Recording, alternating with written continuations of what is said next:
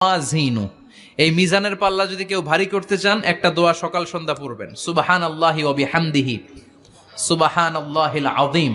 আমার সাথে সাথে আওয়াজ করে পড়েন, সুবহানাল্লাহি ওয়া বিহামদিহি সুবহানাল্লাহিল আযীম, সুবহানাল্লাহি ওয়া বিহামদিহি সুবহানাল্লাহিল আযীম।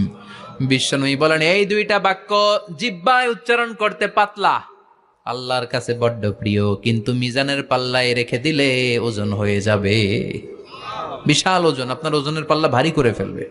সেদিন আল্লাহ মিজানের পাল্লায় জাররা জাররা হিসাব করবেন।